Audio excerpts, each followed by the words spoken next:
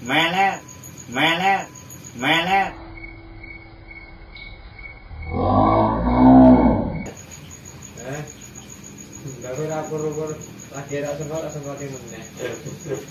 Langsung kan delok ya mainnya ya. Wis omah.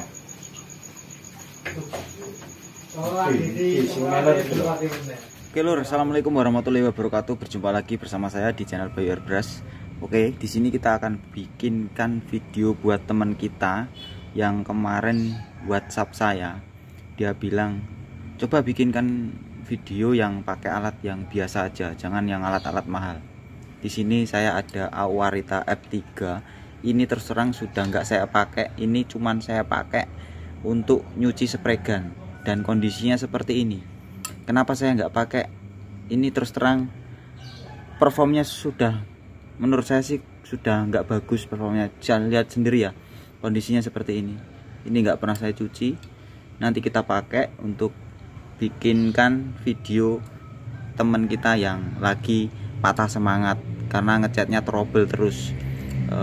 Gini ya, kita itu nggak bisa ngecat sekali langsung jadi. Kita itu butuh belajar, butuh diasah terus skillnya.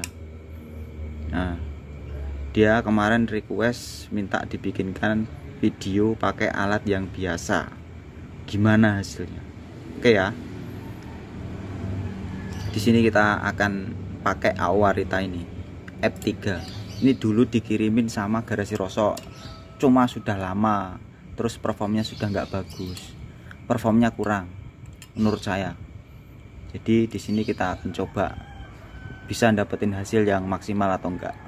Oke ya. Tujuan daripada video ini bukan untuk menunjukkan kesombongan, tapi di sini saya pengen teman kita itu biar lebih semangat lagi belajar, gitu ya. Oke, kita mulai. Di sini untuk regulator saya pakai pressure guardnya pakai Sagola.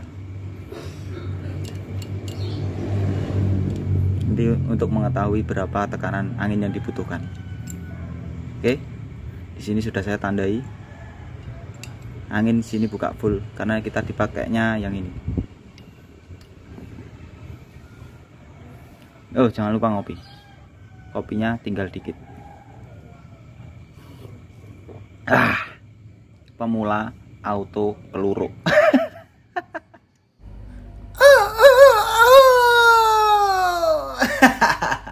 Oke, di sini kemarin dia ngecatnya pakai NC. Di sini kita ikuti pakai NC ya. Untuk merek di sini saya pakai Penta Super Gloss.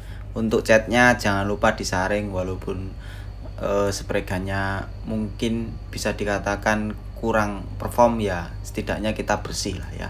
Oke, sebelum pengecatan seperti biasa kita lap dengan degreaser atau silicone remover. Fungsinya sudah tahu ya, sudah saya sering jelaskan. Di sini kita langsung saja masuk ke bagian setting spray gun. Nah, di sini untuk spray gunnya sudah saya kasih tanda ya. Saya tanda supaya kita ketika muter setelannya itu bisa tahu ya.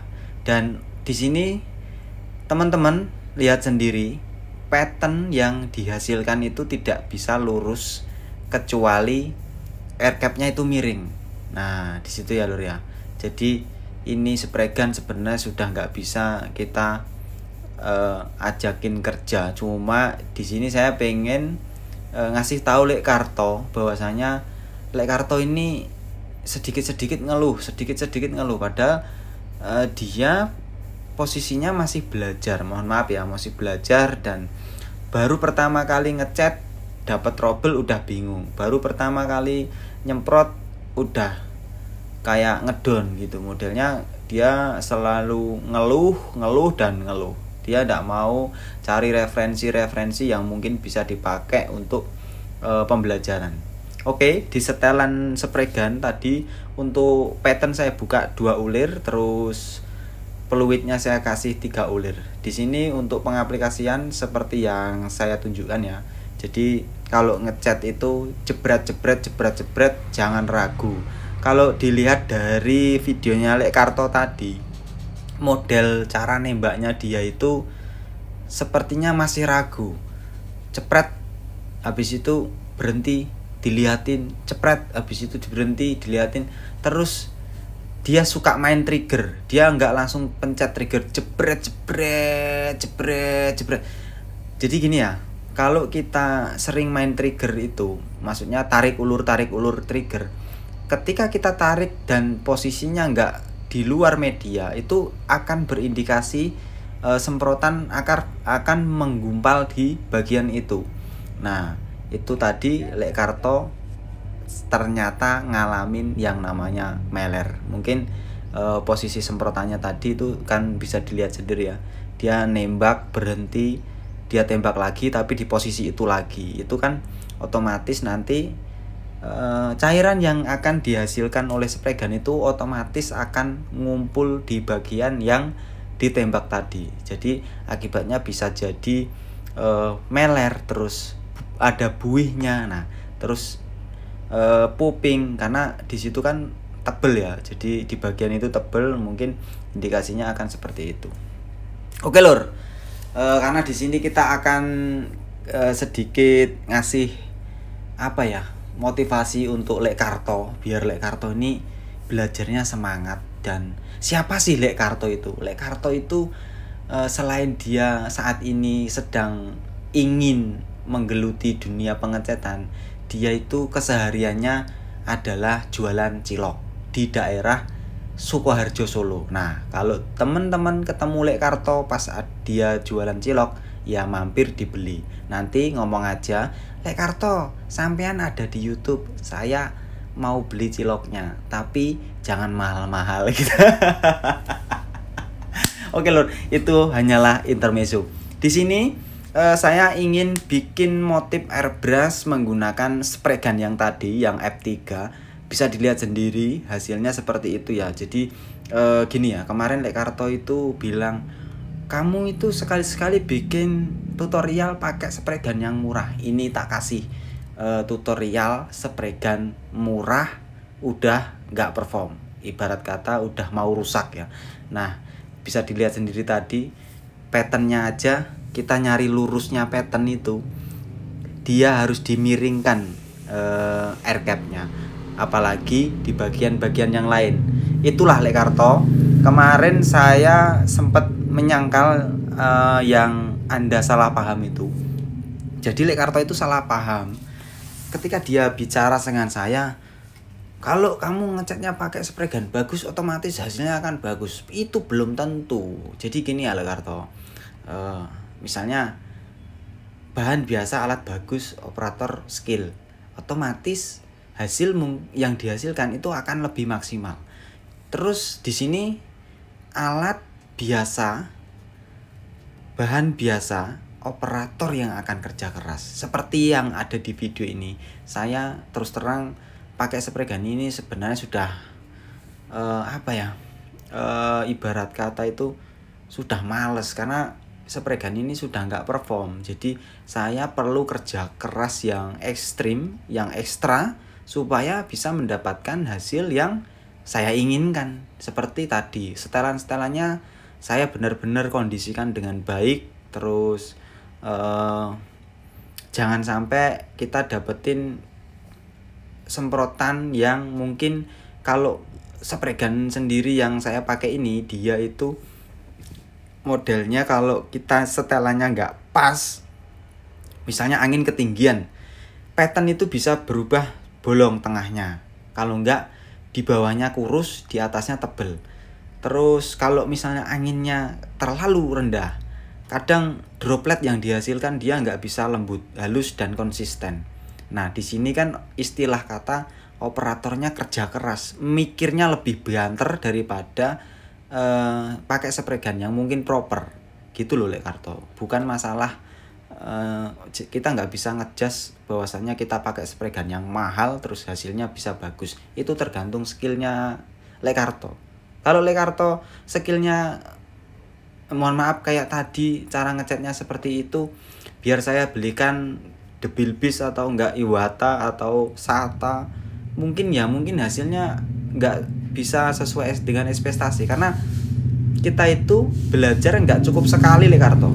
Lekarto itu baru nembak sekali kena trouble aja udah bingung, udah ngeluh sana sini, diteleponi semua orang, disuruh ini suruh itu, kasih solusi ini, tapi sampean ngeyel gitu loh. Itu yang mungkin Lekarto susah berkembangnya di situ. Lekarto kalau memang mau belajar ya ikuti sarannya. Kalau memang nanya dikasih tahu, ikuti sarannya. Kalau misalnya nggak mau ngikuti sarannya ya jangan nanya toh Lekarto. Saya malah bingung jadinya. Jadi di sini ini adalah video khusus untuk Lekarto. Gimana saya mengendalikan spregan yang mungkin notabene sudah nggak bisa diajak kerja. Kenapa saya langsung lanjut ke bagian motif airbrush ini? Tadi pertama kita pakai nembakin base coat-nya warna putih. Terus di sini saya pakai untuk bikin grafis. Terus nanti saya pakai lagi untuk bikin untuk nembakin clear coat. Kenapa seperti itu? Karena di sini terus terang kita yang kerja keras, operator yang kerja keras. Saya ingin menunjukkan di situ. Bukan masalah kita mau pamer skill atau enggak ya. Jadi bahwasanya kalau spregannya mohon maaf kurang perform seperti ini ya operatornya yang mungkin akan bekerja lebih keras lagi gitu loh. Tujuan daripada video ini itu seperti itu. Jadi Lekarto itu jangan berkecil hati ya Lekarto. Kalau memang Lekarto pengen spregan ini monggo, tapi saya tidak bertanggung jawab apabila terjadi masalah gitu. Yang penting saya sudah kasih tahu bahwasanya spregan ini sudah nggak perform. Ini gara-gara saya sedikit lebih berisik di telinga karena setiap malam, hampir setiap malam Lekarto itu kalau nggak WhatsApp kirim video, pasti yang dipertanyakan masalah ini. Di sini saya ingin menjawab menggunakan video aja ya. Jadi biar Lekarto itu puas dengan pertanyaannya kemarin. Kalau saya cuman berdebat di WhatsApp atau DM itu kayaknya kurang tepat. Jadi di sini lebih baiknya saya bikinkan video biar Lekarto sendiri yang lihat. Oke. Kalau kita mengomentari tembakannya Lekarto tadi gimana? Apakah seorang yang masih pemula, mohon maaf ya, dengan cara tembak seperti itu bisa menghasilkan hasil yang bagus? Saya rasa tidak, karena dari segi dia nembak, segi dia ngayunkan spregan itu masih kaku banget. Terus dia masih ada sedikit rasa ragu ingin nembakin cairan. Terus apa ya, tidak memperhatikan cuaca, kondisi yang ada di situ. Itu sebenarnya sudah minus. Ibarat kata kita kekurangannya makin banyak. Kenapa begitu? Lekarto nembak di luar ruangan dengan kondisi malam hari, otomatis di situ suhu tidak tercapai dan kelembapan makin tinggi. Karena kalau malam di luar itu pasti ada istilah embun ya, mulai ngembun. Walaupun dimanapun tempatnya, kalau malam di luar ruangan pasti, apalagi medianya besi, pasti itu ada indikasi ngembun gitu. Walaupun kita belajar, walaupun kita belum terlalu bisa, usahakan rapi aja dulu. Rapi, misalnya kita mulai dari penempelan stiker itu rapi, terus penataan tempat ya, mungkin kalau kita nggak punya tempat bisa di luar ruangan, tapi dengan catatan siang hari itu mungkin masih bisa. Tapi kalau malam hari seperti Lekarto itu namanya atraksi jaranan.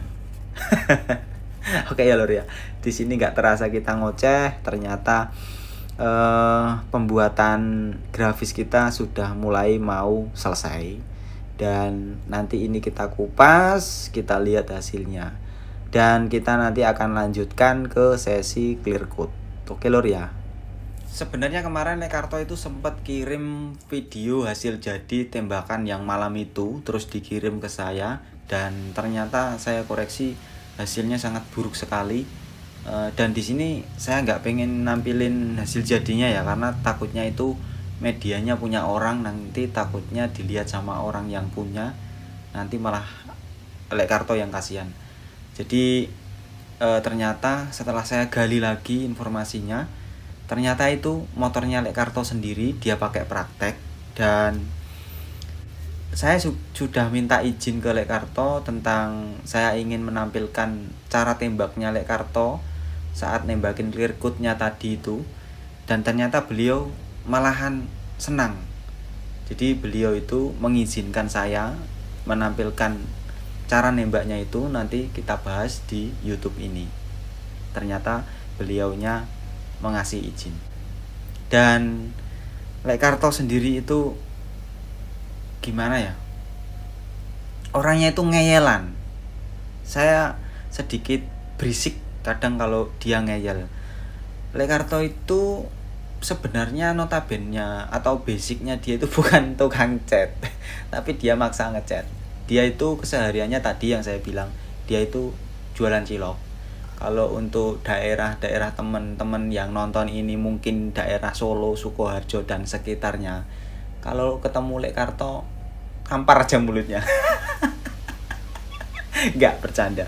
Jadi gini ya, Lek Karto itu ngeyel duluan, tapi dia nggak mau belajar. Kayak saya lihat model tipikal orangnya itu seperti itu. Dia ngowel duluan, ngowel pokoknya ngowel duluan, baru orangnya nggak mau belajar. Nanti dikasih tahu ini itu, dia bilang iya oke siap, tapi ternyata zong gitu ya. Oke, untuk pembuatan grafis sudah selesai. Di sini lanjut kita lakukan clear coat. Sebelum clear coat, di sini saya lap menggunakan greaser. Oh, ini sedikit informasi. Kalau teman-teman punya greaser yang istilahnya dia masih tajam, jangan dipakai ngelap ke bagian base coat ya, atau cat ya. Takutnya catnya terkikis. Apalagi kalau catnya metalik, nanti metaliknya rusak. Dan di sini saya pakai degreaser itu lumayan bagus. Jadi ketika kena cat itu nggak terkikis ya. Jadi di sini masih aman. Oke, untuk clear coat kemarin Lek Karto saya tanya pakai clear coat apa Lek Karto? 4100 dari Nikon. Oke, di sini kita akan buatkan juga clear coat dari Nikon 4100 untuk perbandingannya 4:1 banding 0,5 thinner. Untuk gelas takarnya saya itu kan pecah. Jadi di sini kita pakai gelas pop es biasa, tapi di sini kita pakainya tolak ukurnya pakai penggaris yang ada ukurannya ya, yang ada angkanya. Sekedar informasi, kalau pakai penggaris semacam gini sebenarnya gelasnya itu harusnya lurus dari atas ke bawah. Jadi volumenya nggak berubah. Nah, di sini tadi untuk takarannya sudah saya kurangi dari bawah ke atas, karena dari bawah kecil sampai atas besar itu pasti volumenya beda. Oke, untuk setelan di sini saya pakai fluid 3 putaran. Terus pattern saya buka 1 ulir saja, udah lebar banget. Nggak perlu saya buka lebar-lebar, nanti malahan kebuang-buang. Ini spray gun masih sama yang tadi, F3. Dan di sini saya sedikit ngeluh masalah setelan angin. Setelan anginnya ini kalau nggak pas banget, dia patternnya itu bolong, kalau nggak besar di bawah atau di atas. Terus untuk air cap-nya itu kalau macam modifan seperti ini, biasanya kalau sudah nggak perform, untuk dapetin vertikalnya pattern, lurusnya pattern, berdirinya pattern, itu air cap-nya harus dimiringkan ke kanan atau ke kiri. Itu yang nggak bagus. Mungkin untuk para modifer atau para tukang oprek spray gun lebih di lebih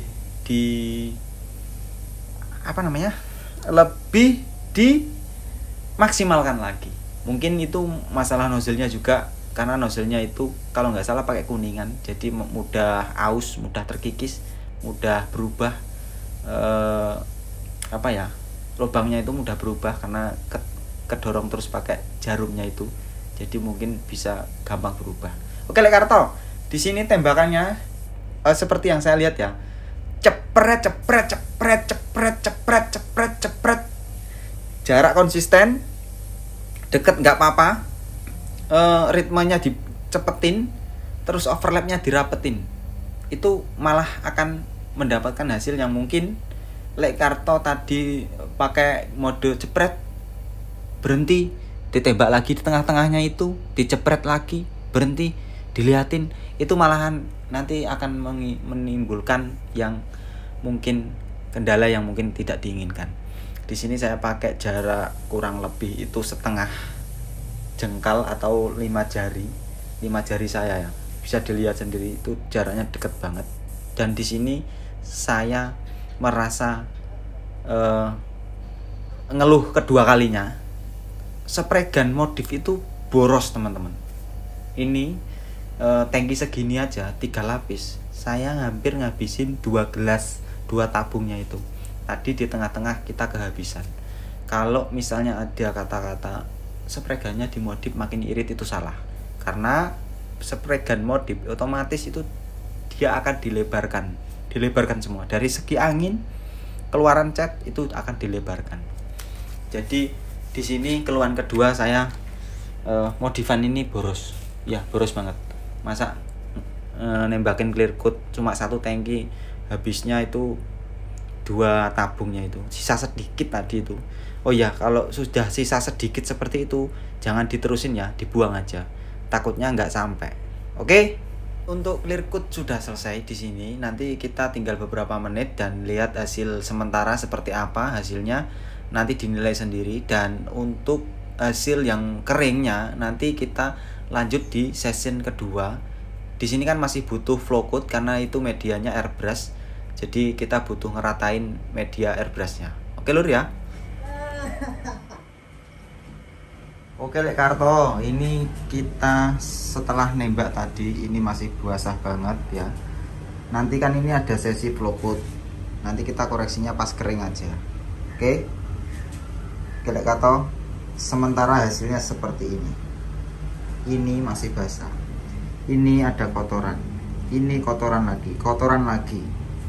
Nah, nanti pas sesi flow coat kita sekalian koreksi.